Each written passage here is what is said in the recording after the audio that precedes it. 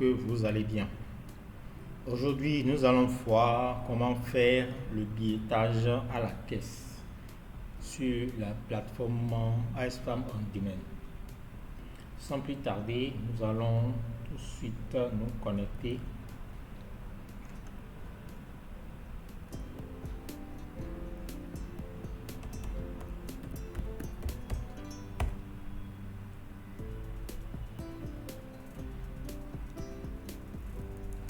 Alors, pour effectuer le billetage, nous avons deux possibilités d'emplacement où nous pouvions effectuer le billetage.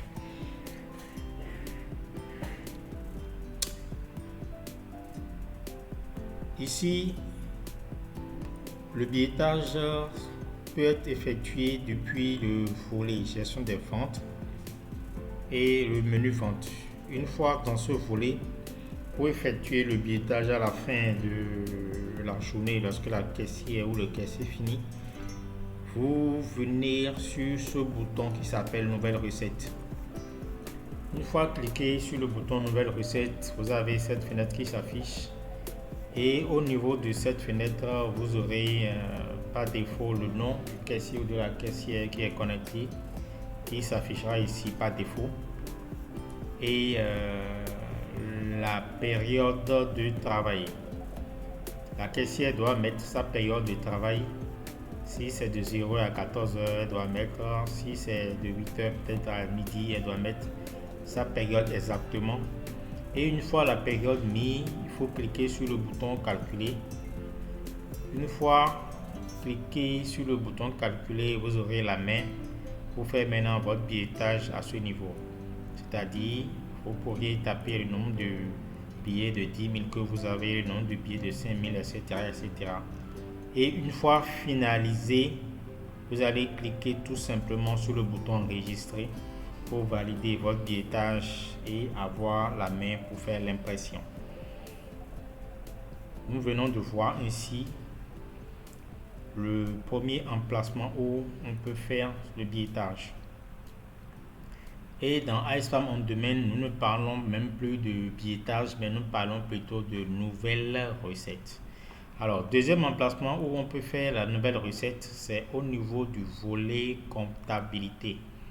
Si la caissière ou le caissier a la main pour accéder dans ce volet, une fois dans comptabilité, vous allez sur le menu recettes.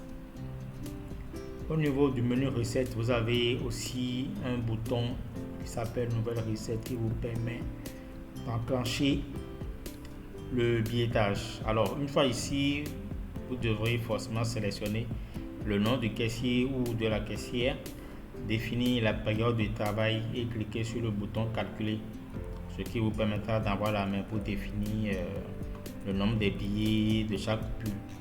Et une fois finalisé, vous n'aurez qu'à cliquer sur le bouton enregistrer et vous aurez la main pour faire les impressions.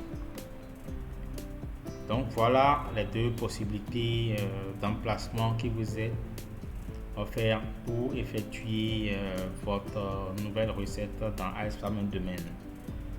Alors les amis, comme toujours, chaque fois quand vous finissez de travailler, n'oubliez pas de vous déconnecter.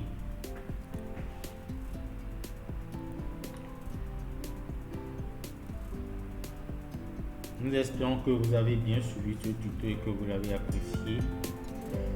Sur ce, nous vous remercions et vous disons à bientôt.